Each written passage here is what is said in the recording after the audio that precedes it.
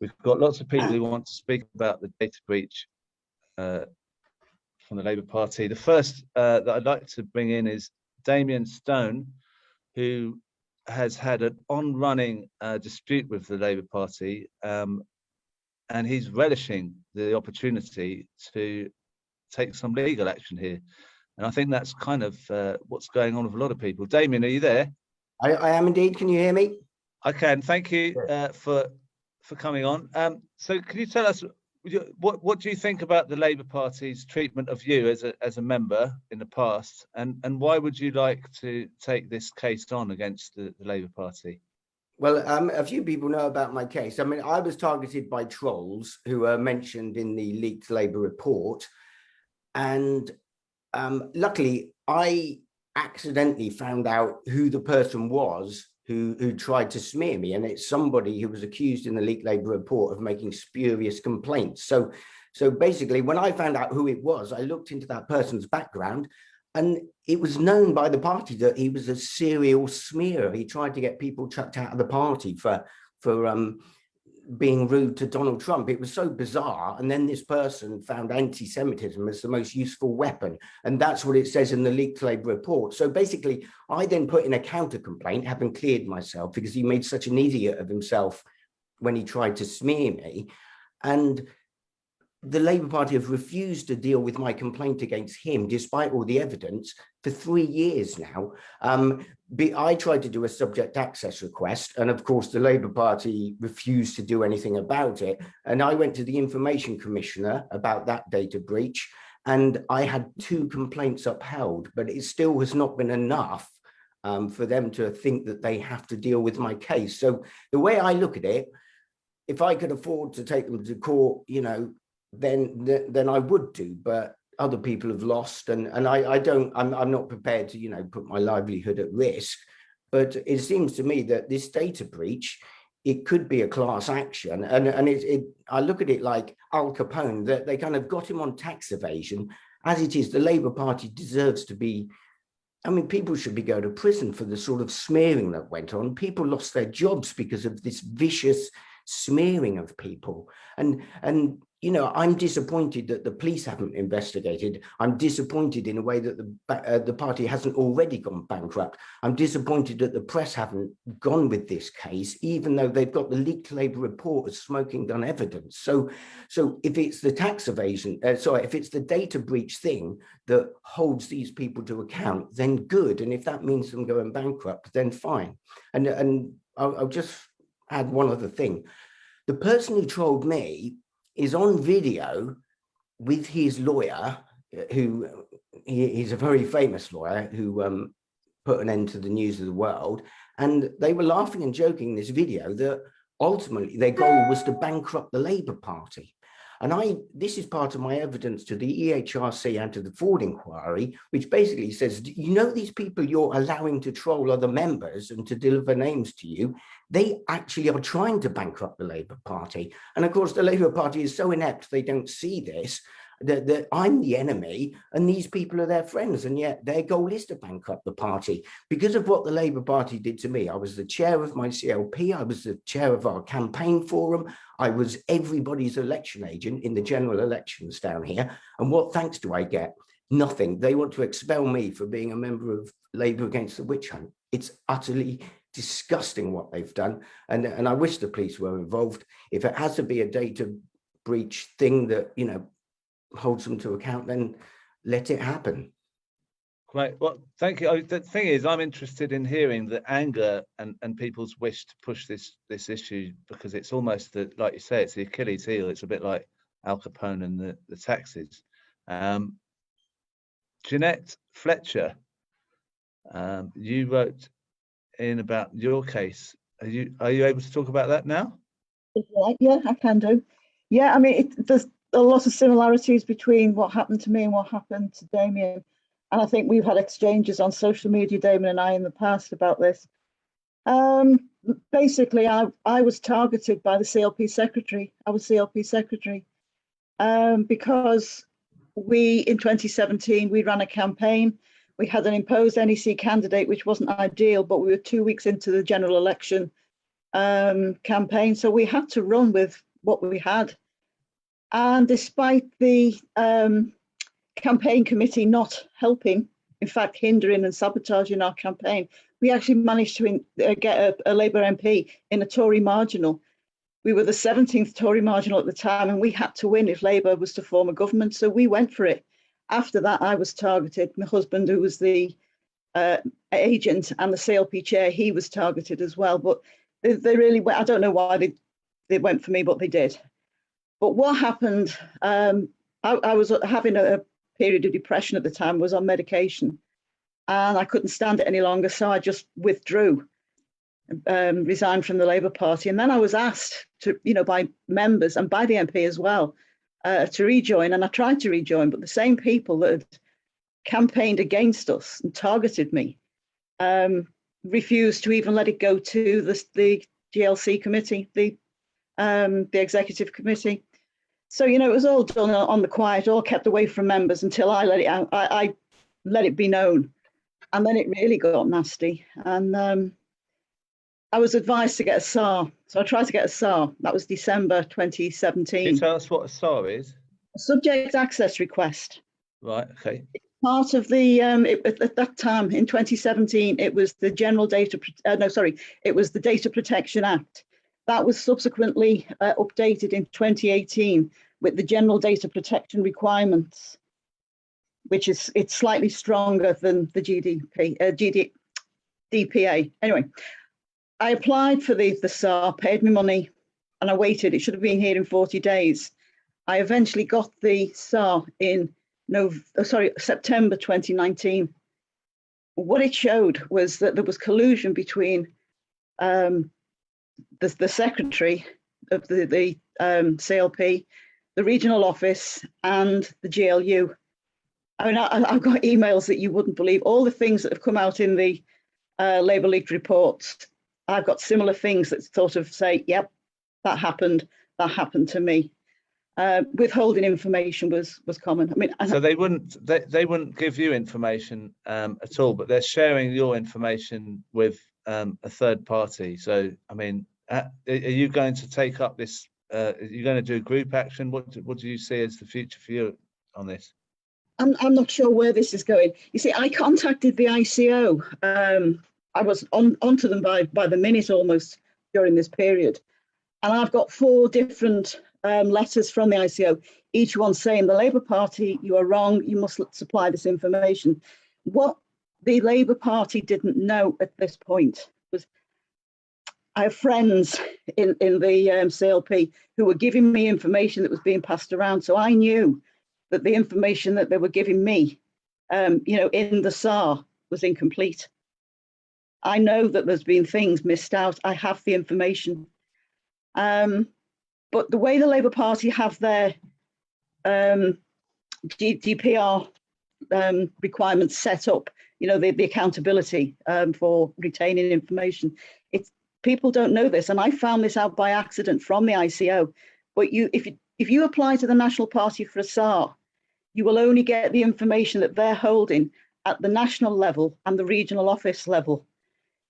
To get a full picture of what's happened and happening, and this is what I found, you also have to apply to the data controller. Each CLP should have an appointed data controller.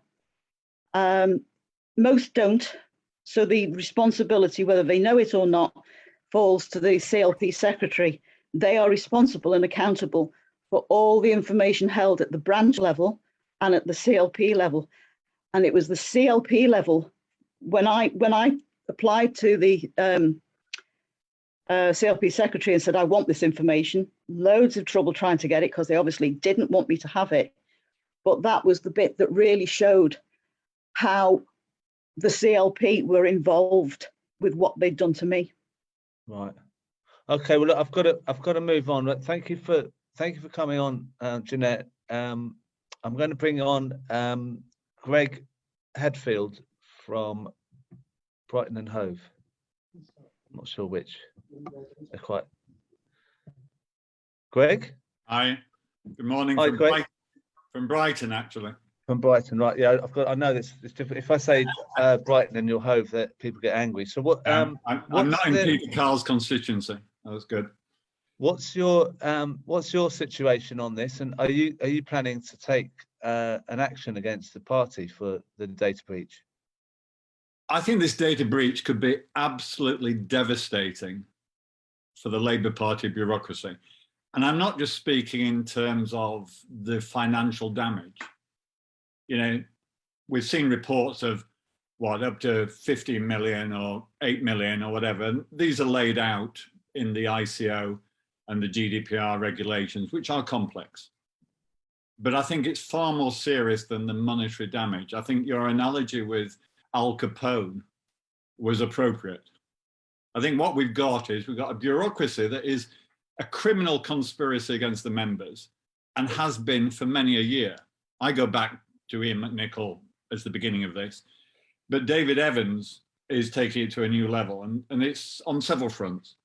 And I think if we handle this correctly, in the way that, to be honest, people in the left haven't handled the last 4 or 5 years correctly, then this could be absolutely devastating. I'll just go through a few reasons. One, we don't know enough about the data breach, but I was one of the victims of the previous data breach, if you remember it, in the summer of 2020. And that's when data was leaked by those of us who've made donations to the Labour Party of less than £7,500. And I got my email from David Evans saying I was one of the victims. But I was assured that no passwords, bank account information or usernames were breached, because Blackboard, the third-party software supplier who run Razor's Edge, the fundraising software that many of us have used, and other pieces of software, had assured them thus. It turned out not to be true. Usernames, passwords, bank account details were breached by the hackers. Blackboard paid them off. And there's a huge class action going on in the States about saying whether Blackboard, the huge global software company, is liable, or whether all its customers around the world, including universities, charities, not-for-profits, and by some accident, the Labour Party as well, for Razor's Edge. Never got a reply when I asked the Labour Party to keep me in touch about it. Obviously not. They didn't take it that seriously. What's interesting about this one is it's a third-party software partner, but it's not been named and it's not come out in any other way.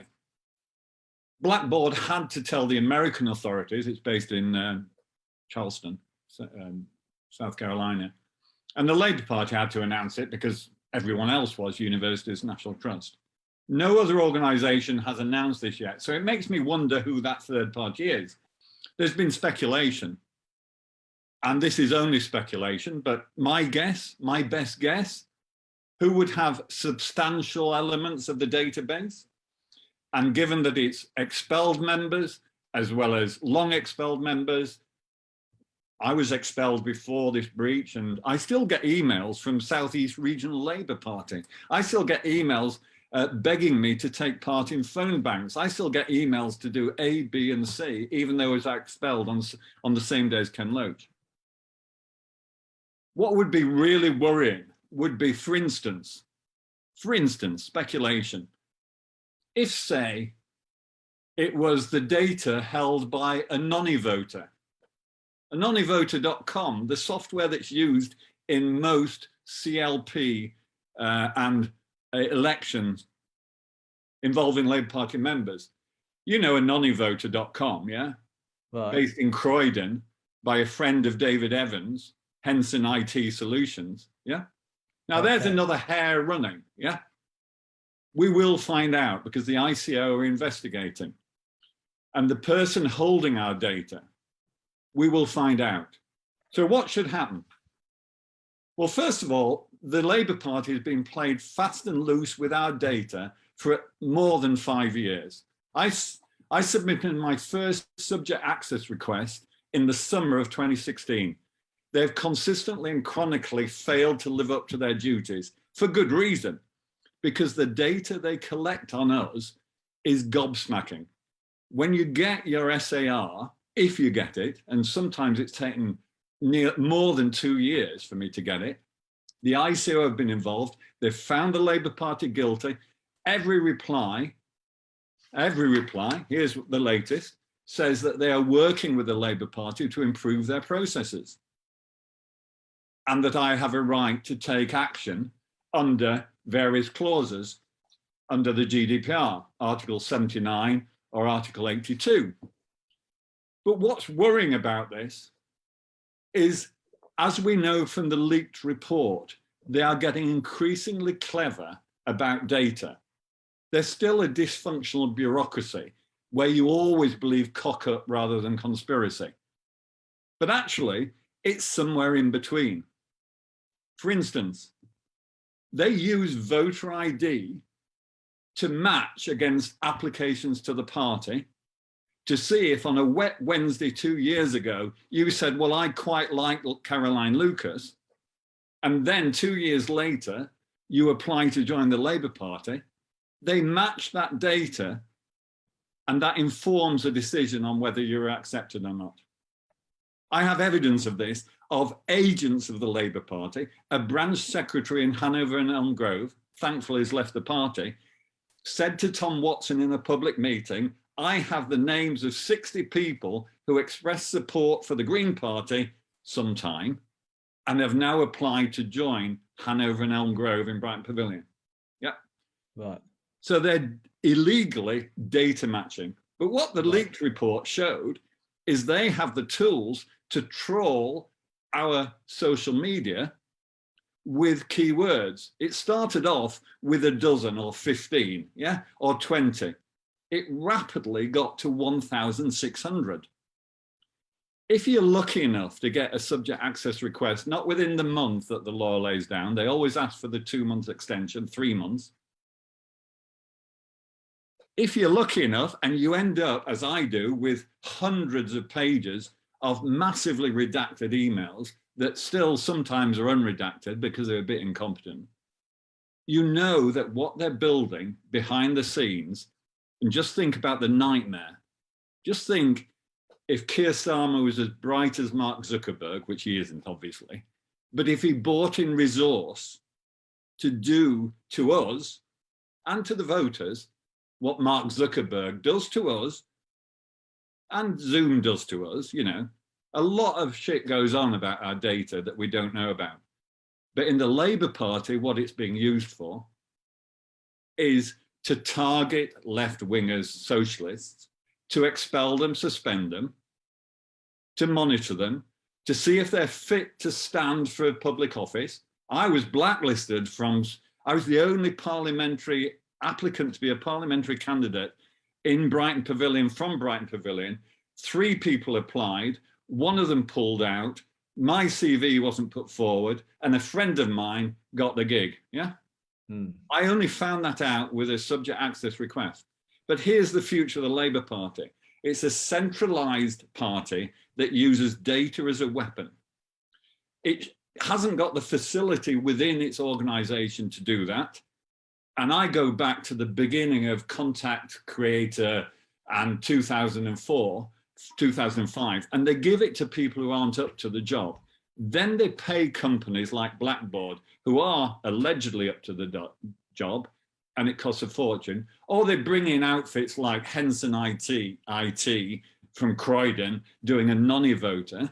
Anyone who's used a non-e-voter, if you look at their privacy conditions, you have shared your data with David Evans's friend from Croydon, and it makes you wonder what happens to it, because the cock-up element means that your data is being breached. So what can be done?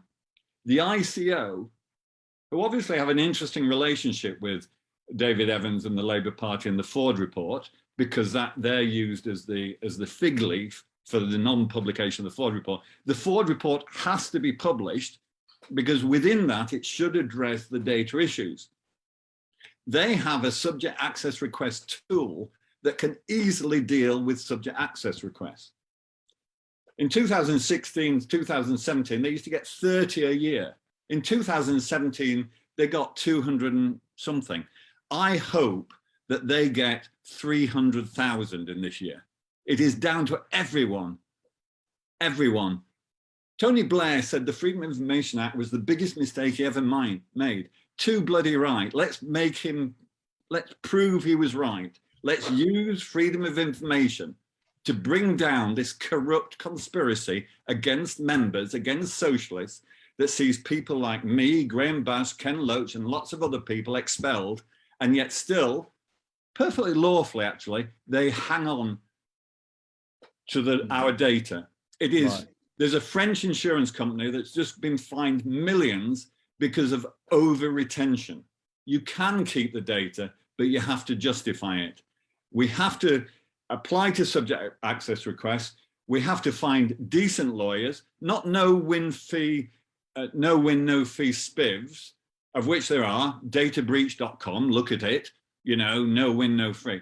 Find some lawyers who know their way around, not for financial crippling of the Labour Party, but for absolute. I mean, I think it could financially cripple them, but to show that they are playing fast and loose illegally with our data as part of, only part, a criminal conspiracy against the members that will get worse as they become a centralized, data-driven, email, social media type operation.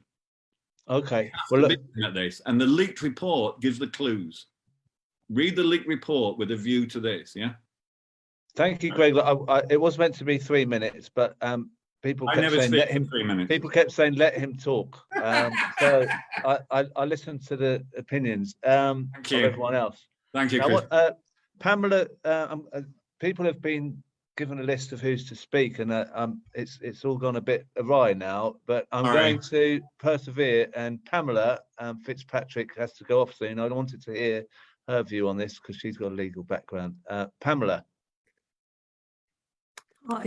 Thanks, Crispin. I agree with Greg. It needs to be done properly, and I'm a little worried by kind of lots of the things that I'm hearing. First of all, there's no kind of class actions in the UK in the way that there are in America. It's possible if lots of people make claims for the same thing, for something. I think it's a group litigation order, but that's around the case management of something. We don't have the same system as the UK, as the USA. But also there's loads of people have been sending me details of lawyer this, lawyer that, you know, no win, no fee. This is the same as the types of companies that advertise on daytime TV to get people who've had a personal injury to make a claim. And often it's the lawyers, those lawyers who come out with more of your claim than anybody else. So absolutely have a think about what you want to do, but don't rush into this and just go off with one of those lawyers who are promising the earth and probably delivering very little. So I think we need to take time, and maybe, Crispin, you could get somebody on the show who's an expert in this, because I'm not an expert in data breach and enforcing it through litigation. But as other people have pointed out, it's always really expensive, and it shouldn't be the first recourse. You've got the ICO, you can go to the ICO if you're not happy and see what happens there. But I just think it is very serious. What worries me is because I have responsibility for data in my job. And if there's a data breach of even one person, I take it really seriously. And you have to assess the risk, what the risk is to the individual whose data has been lost. And then if it's sufficiently serious, report it to the ICO. And that doesn't seem to be taken that seriously by the Labour Party. I've written and asked for details of who the third party is. I've not had a response. I would expect to be told that as somebody affected. If I was responsible for a data breach of a client, I would have to tell them exactly what that breach was, and so that they could mitigate any kind of loss or damage to their reputation themselves. But we're not in a position to do that. And so, again, I don't expect to get a very prompt response from the Labour Party. But what also concerns me, again, if I'd been responsible for such a serious data breach, I would not then be concentrating on expelling members like Graham Bash for using retrospective legislation. But that's still what happened on Friday. So we've got serious problems in the Labour Party. despite the number of lawyers in it, they don't seem to have a clue about the law or fair processes or what their duties and responsibilities are. So we need to know who are the third party. Don't rush into anything, particularly with these law firms that are kind of promising the earth and no win, no fee. Absolutely agree with Greg. The problem is finding decent lawyers who understand the issue, but also understand the Labour Party and how it's operating. And so what I would say is you never rush to litigation, hold back, wait and see. We need to find out who's the third party, go through the complaints process in terms of to the Information Commissioner if the Labour Party is not responding, and take it from there. Okay, so that would be my advice. I'm horrified once again, and there are reports today that it may be a company linked to David Evans. We'll see. So I'm just going to move on to Steve Walker, who's agreed to come on, and he's got lots of news about what's happening from Squawkbox, and he's got to go in a minute. So Steve, can you speak now? Yes, I mean, I'll have to be very brief because I was expecting it a bit earlier, so I'm going to have to go very shortly. But I mean, there's a couple of things not related to this, just from earlier on as well with the paper review. I mean, it was interesting. Chris Bryant was decrying the Tories retrospectively changing the rules to save Owen Paterson this week, which is quite interesting when he's part of the right wing that's doing exactly that to attack Labour members. And it's probably more like 200,000 people have left by now, which gives you some idea of the scale of this whole thing with the data breach. Because I mean, there are, in theory, if the decided that Labour's at fault in this whole breach, they can face a fine of up to £17.5 million, or 4% of their, which is in their case would be 17.5 million. But Keir Starmer and David Evans would face personal liability for that if the party is unable to pay. Sadly, so would the National Executive Committee, including some of the good lefties who are on there. But it could be quite serious for them. The concern really is the fact that they tended to almost always play softball with the Labour Party. They've essentially had a free pass for more than a year now not to respond to subject access requests anywhere near, if at all, within the time that's prescribed by the law. So if the Information Commissioner is prepared to turn a blind eye to that kind of thing, well, I have mixed views as to whether he's going to properly pursue this issue with the party. But some of the aggravating factors in the way that they've behaved on this is the fact that, one, it's ex-members on a huge scale that have been affected, possibly more than current members of the party. And the party has no real excuse for retaining their data. Certainly, I suppose they could make an argument in disciplinary cases that they need to keep it in case somebody tries to get back in. But most people just ask you a couple of questions. This idea that they can keep data, it's written on one of their pages about the conditions in which they have to abide by, why they're keeping data. And some of those people that I've responded to the survey have had none of those conditions apply to them. And this other issue of people asking for a subject access request and they're being asked to send in photo ID. Have you heard about this as well? Yeah, I mean, that's an old thing. That's not new. I had to provide photo ID when I put one in last year, so it's not a recent requirement, that one. The real aggravating factor, I think, on this is the fact that there have been numerous instances of people showing when they've left the party, saying, I don't want you keeping my data. Will you confirm to me that my data has been eradicated from your systems in accordance with the GDPR? And the party's written back and said, yes, that erasure request has been actioned, it's now been done. And yet now we're finding in a new data breach that's only recent that those people have still been affected, and the party's still got their details on record to be able to email them to tell them that they've been affected by this data breach. So the party's been lying to data subjects about getting rid of their data, even when specifically asked about it. Now, if that doesn't get them in line for a maximum fine, I don't know what does, because if you look at some of the penalties, I mean, it's not clear why Amazon got a £636 million fine yet.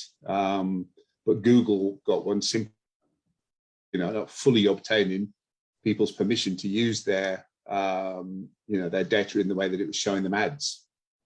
So actually losing somebody's data to a criminal enterprise by outsourcing it to a third party, probably without due diligence, is is pretty massive. And the other thing, and that I think Greg referred to it, there are lots of people spreading rumours that it's Evans linked companies that has lost this data. It's possible, but I haven't seen anything yet to indicate that it is. However, if it is, then there are serious issues with that, because the non-invited contract, for example, was awarded, as far as can be told, and the company has declined to deny this, without any competitive process. They just put a bid in, and the party went, "Yep, that'll do." Gave them the award, and these are mates of David Evans. David Evans's wife has been, is running now the company. Somehow this solves the conflict of interest of him being general secretary, that it's not him running the campaign company anymore, it's his wife running it. I can't see why they would have that amount of data for what they do, but they've been awarded contracts as well. And again, there's been no transparency about the awarding process on that. We've already heard about. Yeah, one other thing, I noticed there's a firm in Liverpool, Emerald Law. They seem to be taking up cases. Are you aware of any other firms, or is there a particular way people are asking which firm I've heard to go of them, for? not in connection to this, and I suspect that they're in that kind of mass cheap, not necessarily expert. I don't know the firm intimately, so it might not be true, but I think it needs to, whoever handles this in the end, it needs to be somebody who is an expert in that particular field.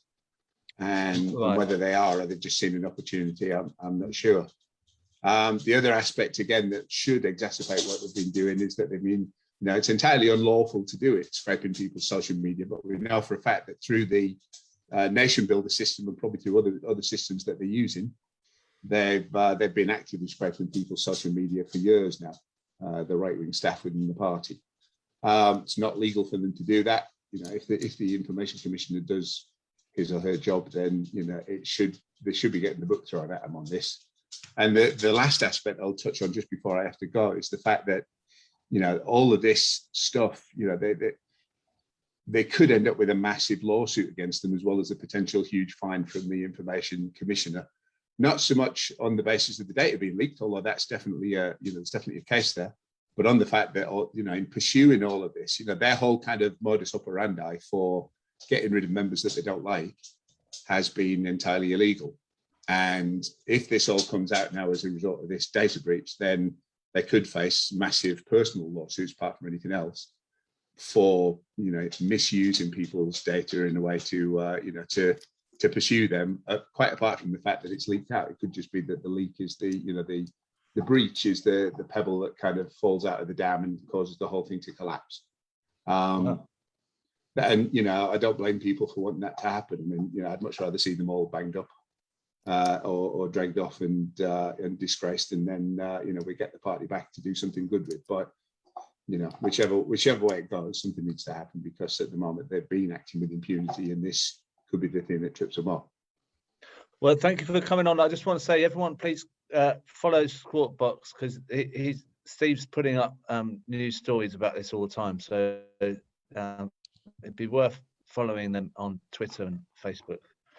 Thanks, Steve, for coming on. Thanks, everybody. Have a good day.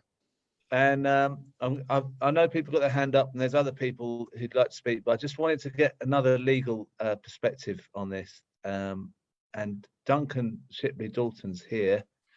It's his birthday as well today, and he's agreed to come on even though it's his birthday.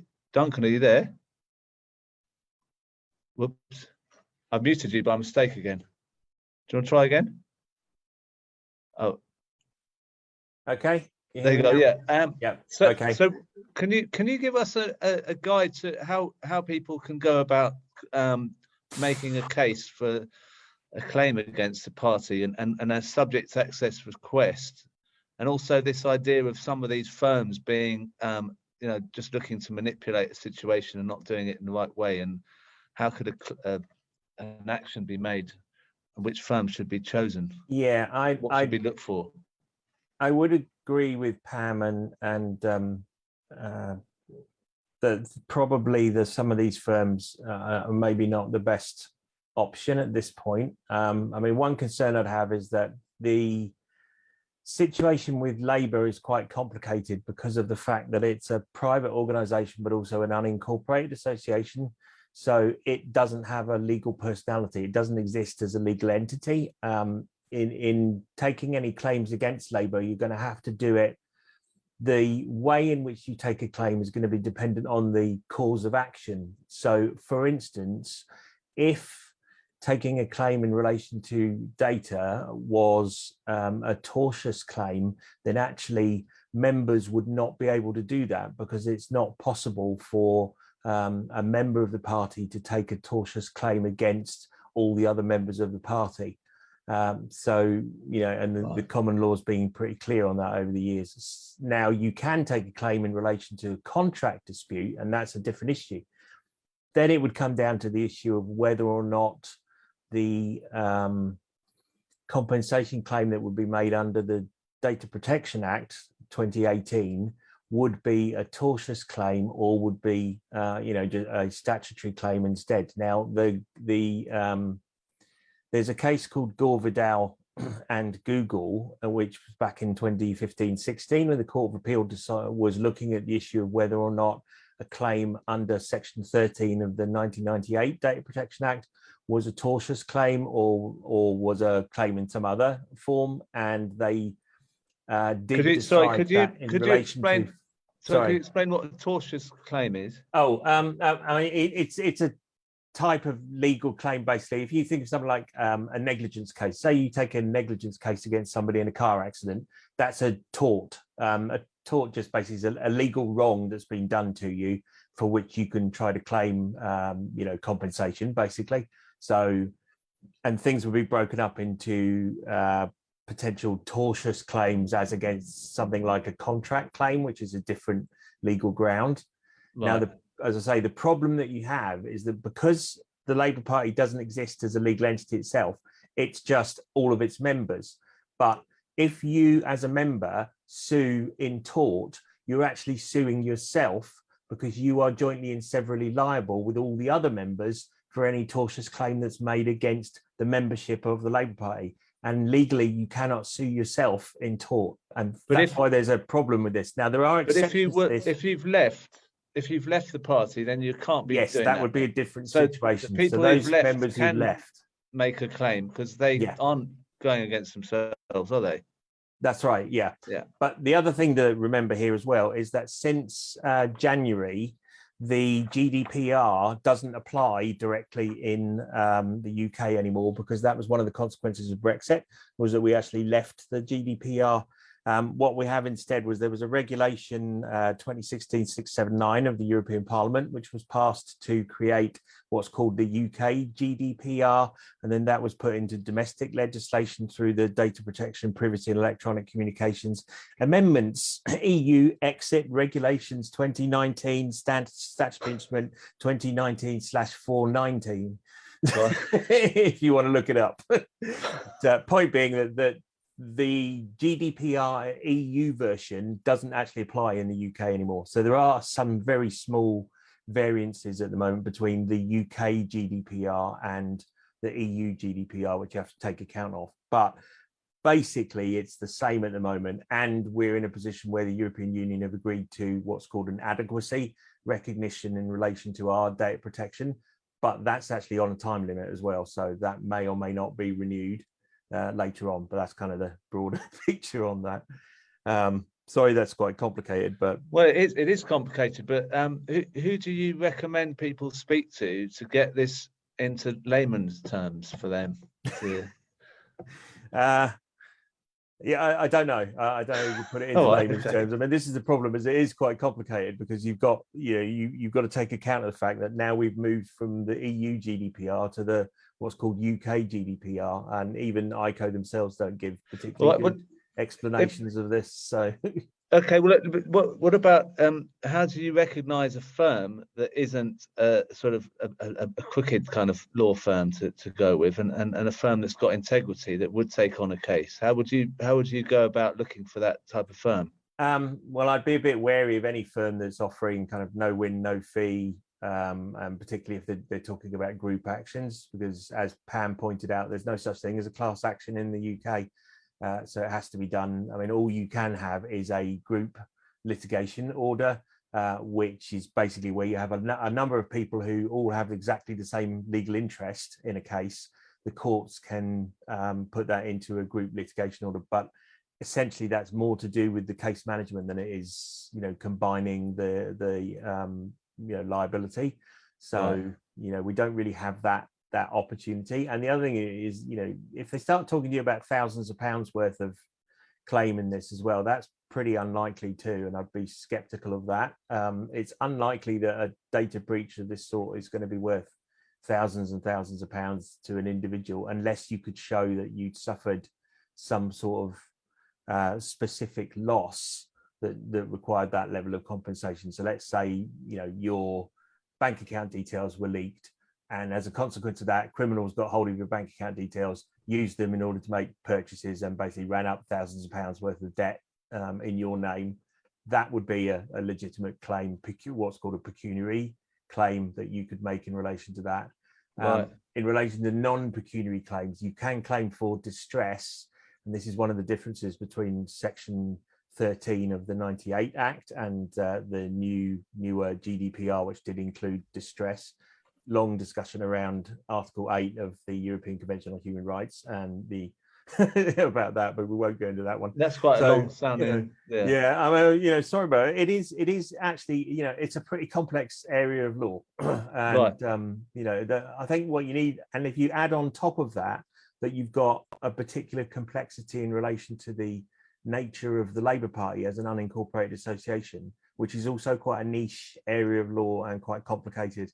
You need to, if you're going to find a lawyer, you need to find a lawyer who actually understands all of those principles. And if they don't really even know what an unincorporated association is and how legally that affects the situation, then I wouldn't think they'd be very good at making a claim. I mean, they're going to make a claim in the wrong way. I mean, if somebody issues, like for instance, you issue a claim in tort against the party in relation to this, and you find it just gets struck out because a member can't take a tortious claim against against all the other members. So it's that sort of thing. And so my experience of it is that the party themselves don't understand how unincorporated associations work legally, and very few people do actually understand it. So, well, look, before I move on to anyone else, happy birthday! And you've had a few, you've had a few happy birthdays on here, and I hope you have a good day. And thank you for coming on your birthday. Now, I'm going to, oh God, so many people to bring in, it's crazy. I'm going to bring in the people with their hands up. I'll start off with Norman, because I was going to bring Norman on when Graham was on, because Norman, you've been expelled on the same day as Graham, is that right? Yeah, exactly the same time, 2 minutes past 5 on Friday afternoon. So I think that's taking solidarity a bit far, but I'm all in favor of it. Yeah, no, I think there was some sort of, we're in the same CLP, so there are probably a few other people have been expelled at the same time as well. I mean, the stuff about the data breach, though, is, I mean, when I was first suspended, an hour after I was suspended, a very hostile member of our CLP rang me up and said, "Oh, I've heard you've been suspended." And so this was, total breach of any idea, nonsense of confidentiality, and other people have got worse experiences to relate than me. But it shows you how the Labour Party have been played fast and loose with people's data all the time. And what I do feel a bit of a caution, though, about us getting too wrapped up in the legal stuff. I'm all in favor of using every tactic we can to try to stop the bureaucracy in its tracks and to unseat the kind of people who are now in charge of things. I'm all for it. But it does take me back to when I was involved in a big piece of community action to try to stop a huge development in our area. And one of the people there periodically would get up, because we were thinking of any way we could stop this development, and somebody would get up and say, same guy who'd been looking at documents and getting legal information, and he'd get up and he'd say, "We've got them now," because he'd come across some marvelous scheme to stop this development in its tracks, but it never worked.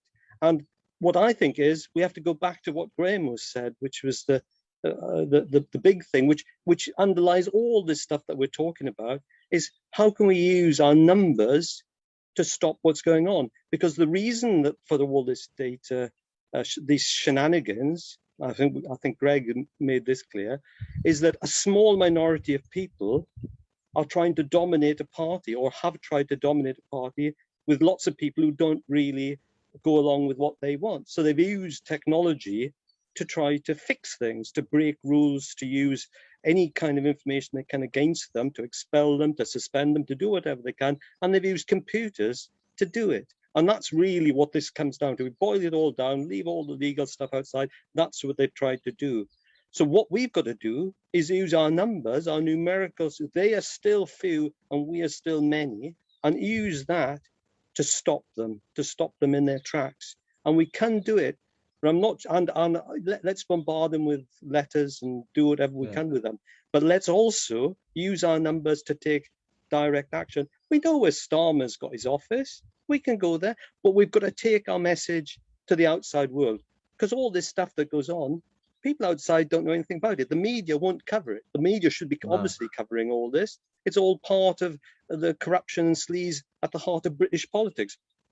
We can't criticize Johnson and the Labour Party because the people at the top of the Labour Party are probably just as corrupt as he is, but they're just turning their corruption on their own party. So we have got to, the people who are on the left and who actually believe in democracy in the party, have got to take up arms now, before it's too late. Graham is quite right. There's very little time left because people are going off disillusioned, off to other places. We've got to get the left has got to get together. The people who believe in democracy in the Labour Party have got together, and we've got to do something now.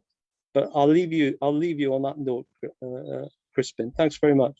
Oh, thank you. I'm sorry about your expulsion, and also that you were sort of under Graham's shadow in a way, because he got out first by a few minutes. He put the press release out before you did. Yes, sneaky, I'd say, very sneaky. Norman wrote the press release. Oh, it's Christine's fault.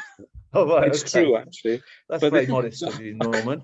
I'm very self-sacrificing. That's me. Right, Jackie Walker's on the call. I've not spoken to Jackie Walker before, just so anyone who's watching from the compliance unit. Yeah, just say I'm not here. It's not really me. I'm not here. Can I just say that this issue about breaching data has been going on for a very long time. And it started during my first suspension, which was 2017. And with me, it's actually provable, because in both my cases, while the hearing was going on, there were journalists from The Guardian and from the Jewish Chronicle reporting on what was being said. Now, this is easily provable. I have to say, I've had one of these notifications as well. And for somebody who has had death threats and worse, I mean, this is really, really disturbing that somebody has got hold of my personal information. But what I also want to say absolutely is that we have to find a way. I'm sorry, Pamela, to disagree, but going to the ICO is a total waste of time, a total waste of time. When I've gone to them, and I've gone to them repeatedly, they have either told me that they've got so many complaints from the Labour Party that they can't deal with it, or they haven't answered, and you never get anything from them. And what I would like to know is, if the ICO aren't working properly, who can we go to in complaint against them as well? Because that's what we need to do, because the ICO are not going to take any action against the Labour Party, I would say. Yeah. Yeah, I got booted off just when he started, but I did hear the end. Yeah, I've heard that the ICO is pretty toothless and doesn't really do much, especially when you think that the legal establishment is probably more in favour of Keir Starmer than people like us. So Yeah, I mean, it's not, and it doesn't seem to have done anything in the past. So there's no evidence that it would not be just a waste of time really to go through there.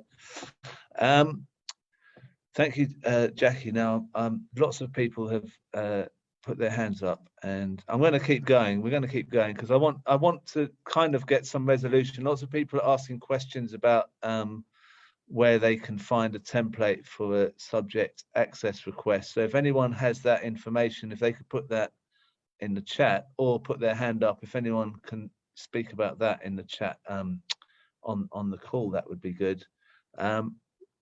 Bill Averill contacted me to ask to speak. I was wondering if Bill, are you there? I am, Crispin. Now you sent me quite a good piece of information, and can you tell us more about that? Has it been covered yet? Not particularly. Yeah, I'll try and keep it brief, Crispin, because a lot of what I was going to say has been covered, particularly by Greg, but to a certain extent Pamela as well. Basically, we obviously don't know the details of this latest data breach, but the one that affected Blackboard last year, they actually waited. You're supposed to report data breaches within 72 hours. They actually waited 8 weeks to report it to the Labour Party. And obviously, if you're putting people's data at risk, the longer you leave it, the worse potentially that risk is going to be. And as Greg said, initially they said that no bank details, etc., credit card details were compromised. They then came back afterwards and said no, they'd made a mistake. They'd made a mistake there. So we need to know who has been processing the data, when the data breach occurred, what they were using the data for, etc. Now, it's obviously a complicated subject, and we're not going to get it resolved this morning. I did see the various emails, the various messages from James Hall this morning. I don't know James, but I'm interested to join the Facebook group that is promoted there, because I think it is important that we coordinate what we're going to do as far as we can. Now, in terms of, I understand people talking about legal action to gain compensation, etc. I'm more interested in the accountability issue here. And, you know, we've had two major data breaches in 2 years.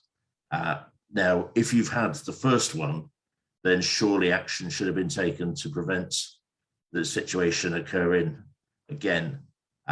I think that because if you look at the information policy, David Evans' name is all over it on behalf of the Labour Party. That's where I think that the accountability should rest, and I would be looking not just at court action, but presumably some sort of vote of no confidence in David Evans. But I think that we have to wait until the details on this latest data breach become apparent. But well, if where we're going at the moment.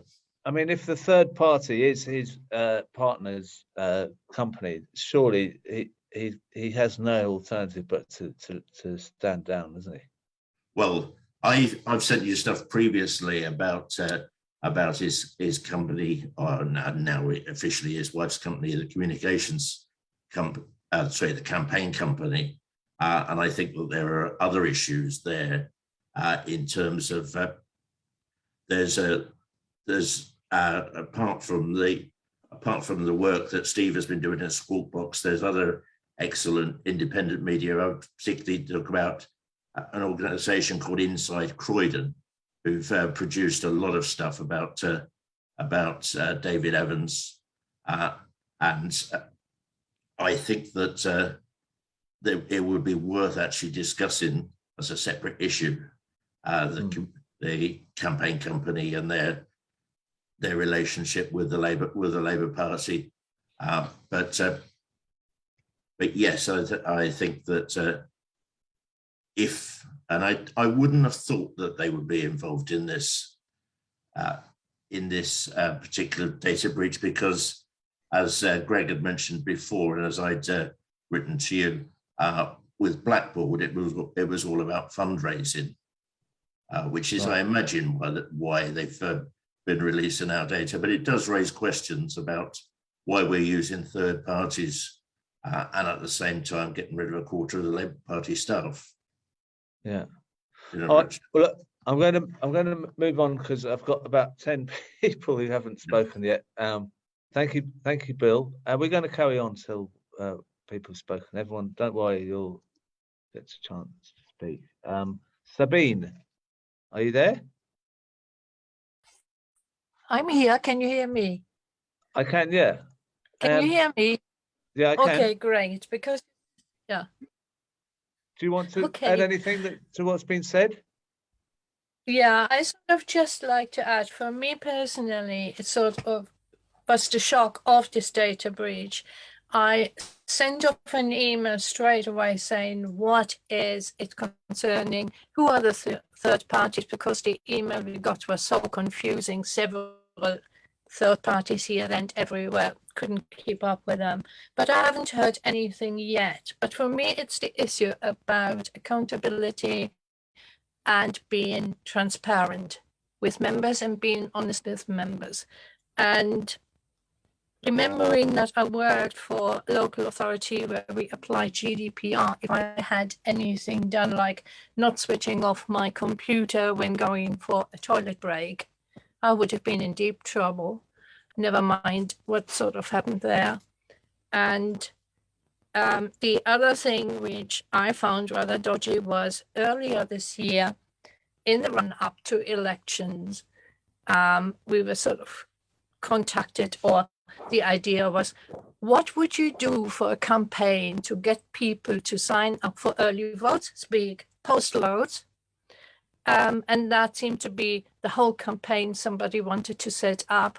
I had a concern about harvesting people's data, because local authority up and down the country were actually sending out registration letters plus postal vote application forms. So I could not understand why the Labour Party would want to see that as their prime campaign in the run up to the elections. I mean, there were no policies around. Yeah. And I felt quite concerned about the potential for harvesting people's data. Yeah. That was that. Well, that's another interesting point. And you fired off this email straight away as soon as you got the other one. And there's people who've been writing in the chat about what to write in the email. Thank you, Sabine. Now we've got Win-Tad. Win-Tad, are you there? Yes. Hello. Hi, everyone. I think that there are a couple of things really, and I bow to all of the legal experts on here, which I'm not.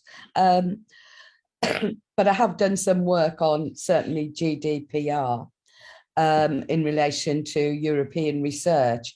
And of course, your data which expresses your political views or opinion is sensitive data, more so than just ordinary personal ID.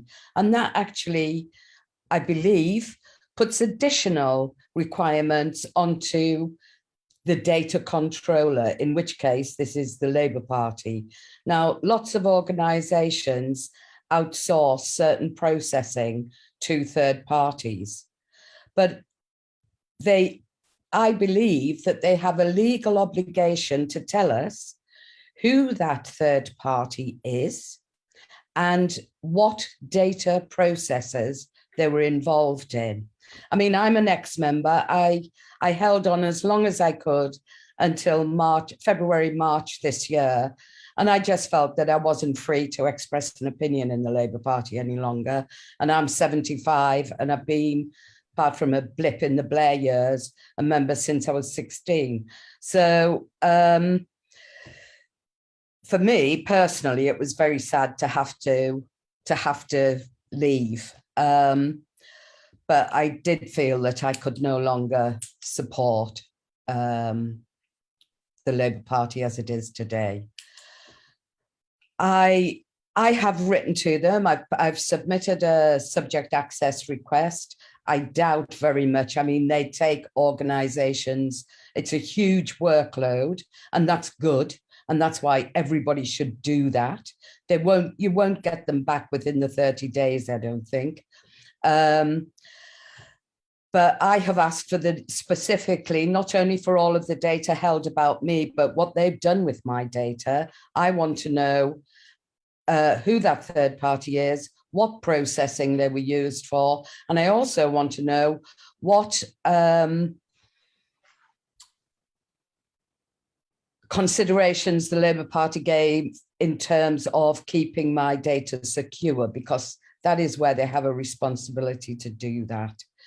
And I would agree. I think it's very tempting to say, yeah, let's sue them. But I think we need to operate as a group of individuals who, I believe most of us are either ex-members or, I mean, even my son was expelled simply for shooting off or putting on Twitter's support for Chris Williams. And he was expelled immediately. But I think it would be important to try and find out how many actual members had received the email, as well as ex-members or expelled members, because I want to know why they're hanging on to my data, because one of the principles of data protection law is limitation. And if they have no purpose for holding onto my data, then they should have deleted it, whether or not I requested them to. Right. Well, thank you for coming on. Very good point about how important it is, that particular data. It's not just any old data. A political attachment is a different realm totally. Sandra Wyman, are you there? Sandra Wyman.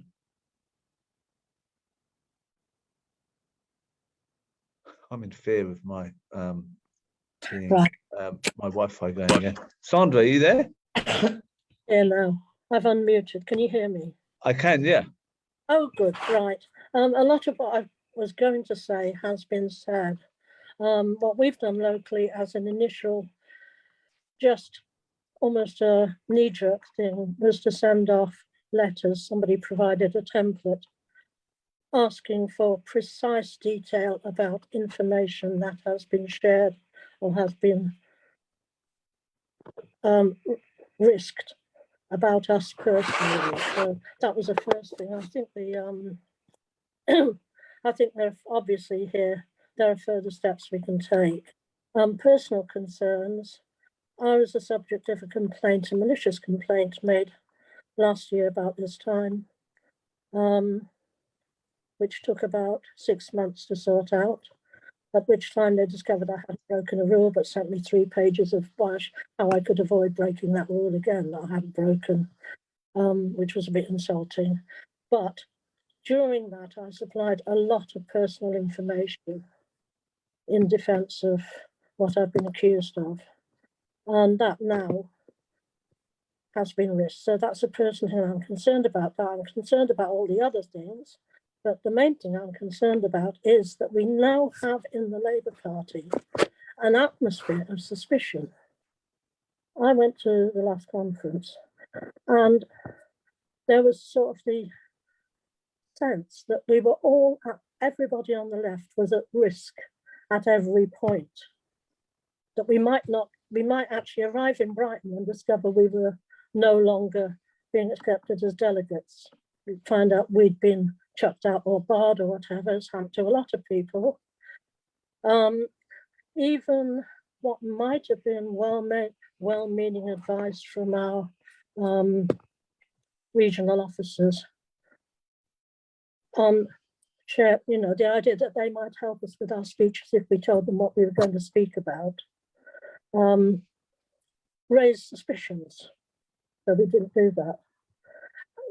And it's that sense that we are under surveillance the whole time by people who want to get rid of us that worries me. And this data breach is actually quite an important part of that. You know, simply because of the nature of the sort of data they are now collecting about social media activities. I mean, the complaint against me was made from something I said on an encrypted WhatsApp page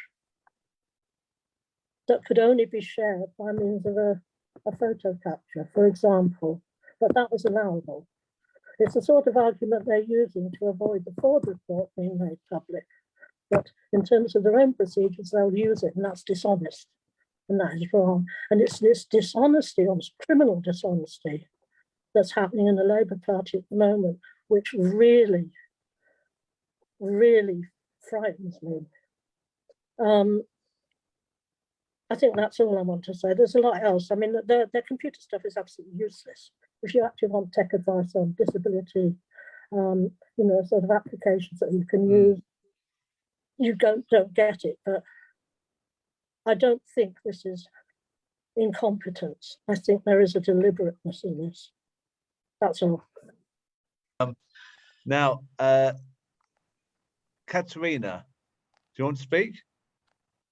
Yes. Hi, everyone. Hiya. Regarding my letter, I am tomorrow I will be contacting Unite Legal Department and see as a union member where I stand and what they can do for me. Right. I know it's not very, you know, I understand do it as a group, and I understand there is need for solidarity. But I don't have the funds for a private lawyer, and well, Unite are my lawyers, so I would expect them to do something as a union for their union members in this kind of. And if anyone else is in a union, they have the right to contact their legal department and see what they can do. And of course, I will do something about my bank account very, very quickly. But that's all I wanted to say. Okay, thank you, Catherine. I like the way you walk around with your camera. I think everyone should do it. I think everyone should do it. But some people have a heavy laptop, I guess, and they can't do it. But thank you. And Charlotte. Yes, please. While it's a very serious abuse to have our data all over the place, I think we've all made very clear that we're fully aware that a lot of the data that will have been spread about, assuming any has, will have been gleanings from the internet. It will have been a serious continuation of what's been happening for the last few years, which started with people like Jackie Walker and Chris Williamson and moves on through large numbers of people that we know of who have been deliberately assaulted under the European Convention on Human Rights for many years now. And yet the majority of the Labour membership are still either blissfully unaware or as Naomi has just pointed out, feel terrified.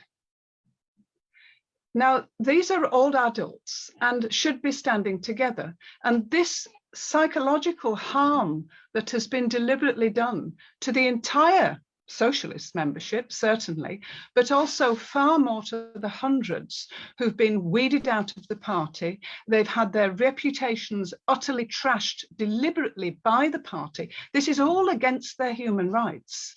And for the majority of this time, we were actually in the EU. And therefore, what Labour's done has been quite deliberate terror on the Labour Party itself. And what concerns me is that there isn't a public standing up against it. There is all of us, and we're doing our best, but enormous numbers of Labour members who wouldn't agree with what's happened if they knew about it seem to be silent. They're keeping their heads down. They're doing nothing which might help themselves. It's this thing about they came for somebody in the next town and it wasn't me, so I kept my head down. It's something which I find really frightening amongst so many socialists, that they're prepared to do that. I think we need to start getting back to some form of mass meeting, because it was the mass meetings that brought the socialists up in 2015, 16, 17. It is the mass meetings that give everybody the strong support to be able to withstand what's happening here. And really, as this has happened through what has been essentially an isolation anyway of everybody because of the COVID mess that the government's made, this is even more isolated people who have been psychologically assaulted. We've heard weeks on end about how bad people feel about this in their own lives. And yet they're still not getting support. And I believe that the admission currently of any socialist members into any parts of the committees of this party is only so that they can be used next as an example to all the other members to keep your mouth shut. That's what I want to say. Thank you. Thank you, Charlotte. Good to see you again. And Jennifer in Sheffield, good to see you. Good morning. Thanks very much, Crispin, for continuing the meeting and allowing people to speak on this important issue. Oh, can you hear me? Yeah, sorry, yeah. No problem. Okay, so a couple of years ago, I chaired a meeting that somebody spoke at, I co-chaired a meeting that somebody spoke at, and the meeting ended up in the press. Now, who that meeting was, to be honest, it's irrelevant, but as a result of that meeting, an open public letter was posted on the internet with my name and I think 4 other members of my CLP's names. That letter was sent to Tom Watson and was circulated by some right-wing Twitter accounts and things like that as well. Now, this accusation of this letter was that we'd done things that would breach party rules, that were involved in hate speech, that sort of thing, and that would, you know, the aim of the letter was to get us kicked out of the party, basically. And of course, it was all nonsense. However, the issue for that, and which is the same issue for this, and I also have received the email, by the way, the issue is, I go to my CLP and sign into my CLP under a name that is not my legal name, okay? I use a name on Facebook, on Twitter, on these meetings, on anything else that is not my legal name. And the reason for that is because I've been a victim of domestic abuse, domestic violence. And there are 3 separate orders against my ex-partner who was arrested, charged and convicted of 18 separate counts of abuse involving manipulation of my personal data using my name, my email address, my Facebook page, etc., like a lot of abusers do. So I have to be very careful about what I do with my identity and who has access to my legal name. Now, this letter that was posted and sent to Tom Watson, etc., had my real legal name on. It said that I was in Healy CLP. That gave my abuser access to what my whereabouts would be. So as a result of that, I have to make a lot of organization about when we did used to physically attend meetings, make sure I'm going with someone, make sure there's somebody to accompany me home, etc., and as well as arrangements for babysitting my child, who could potentially also be at risk. So this email, firstly, the fact that we were told in the email it's private and confidential is appalling, absolutely appalling, because this is something that's happened to us as individual members. We have a right, a legal right, and we know this from a past judgment involving the party, don't we? We know that we have a legal right to talk about something that has actually affected us personally. We can't be stopped from talking about something that's affected us personally. We are allowed to talk about those things. So the fact that we were essentially told within the email to not discuss it alarmed me. But the fact that our data has been breached to who and is being used where and how was also a trigger, and has been dreadfully upsetting. And I know I'm not the only person in this situation. So when we're talking about fighting it and different ways of fighting it, that's really important. But we also need to be looking at, if you have people within your CLPs who you know have been victims of domestic abuse and domestic violence, who have received this email, ask you now, comrades, please do reach out to them and check that they're okay. Because nobody in my CLPs reached out to me, and they know what I went through with the past data breach. When I asked for that past data breach to be investigated, the response from the CLP secretary and the then chair, we have a different chair now, was, oh, but you have attended meetings, you have put things on when we've done rallies and stuff, you have spoke under your own name. No, I haven't. No, I haven't. That's never happened. My real legal name has never been put on a public thing alongside being a Labour Party member or a member of anything else publicly. Okay. So there was no support then. There needs to be support now. There absolutely needs to be support now. And of course, this goes for men and women. It goes for anybody who's been a victim of domestic abuse.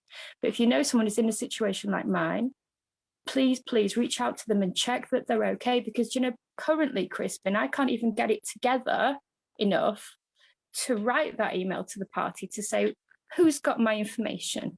Who's got it? Because it's so upsetting and so triggering and taking me back to that place that I fought for 8 years to be out of that headspace. It sent me right back in there. And when someone talked about the effect of distress on members earlier, they're absolutely right. There are a lot of people in a lot of distress, whether they're current members or past members. So the party needs to be supporting us. The CLP executive needs to be supporting their members. Branch executive needs to support their members. And if you know people who are past members who've received this email, check that they're okay, please. Because it's affecting people's mental health. It's affecting mine. I'm not sleeping at the minute. Look at the state of me. So that's it. Just please put your arms around each other. Well, sorry to hear that, Jennifer, and we're solidarity to you always, and we're all with you, and keep you, you know, we're all with you, Jennifer. If you look on the messages, we're all wishing you well, and I'm sorry this has happened. Yeah, I didn't really think of that perspective on it as well. It's something I hadn't thought of, because I'm not a victim of domestic abuse. So,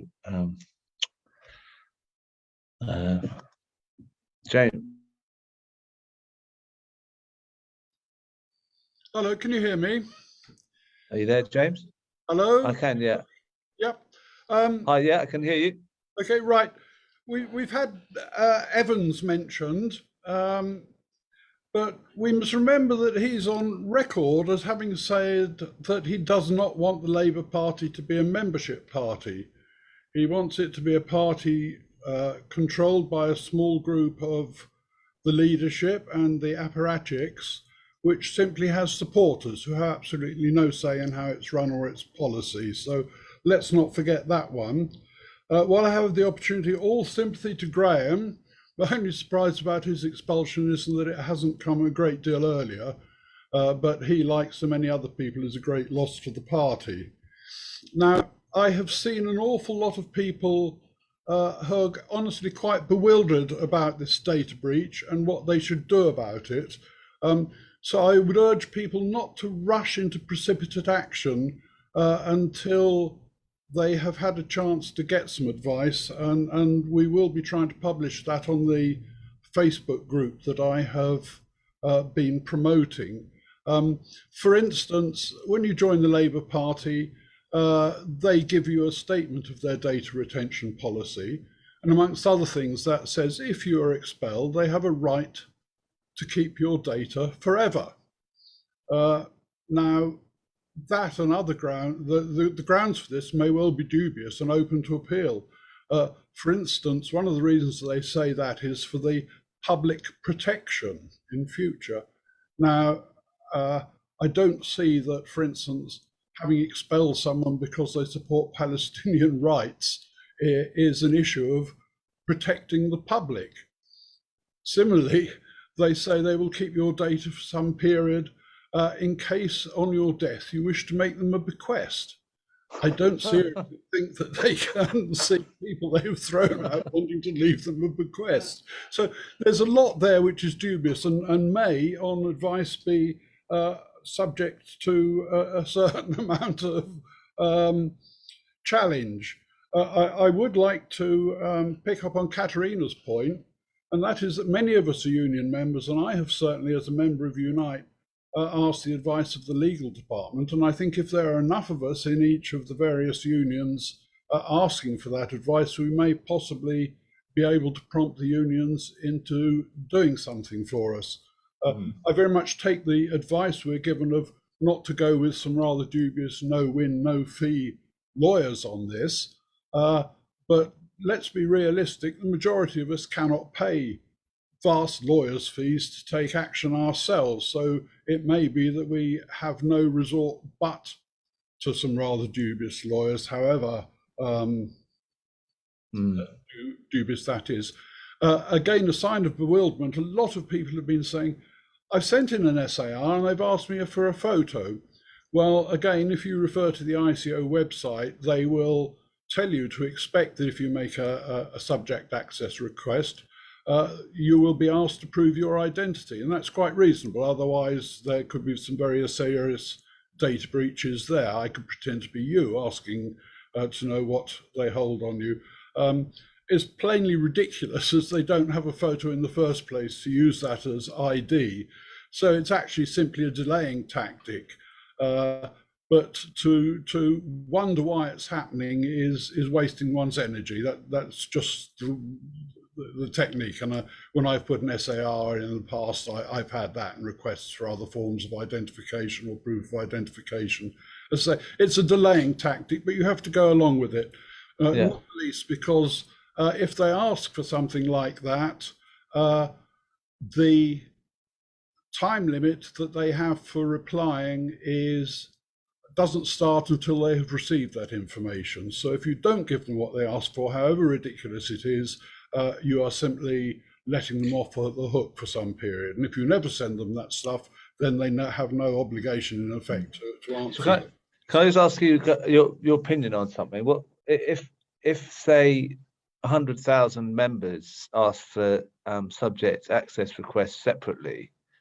Would that, I mean, we're talking about bankrupting the party, but that would cripple the resources. Surely they wouldn't have any way to deal with all these suspensions and expulsions, would they, if they had that many subject access requests to deal with?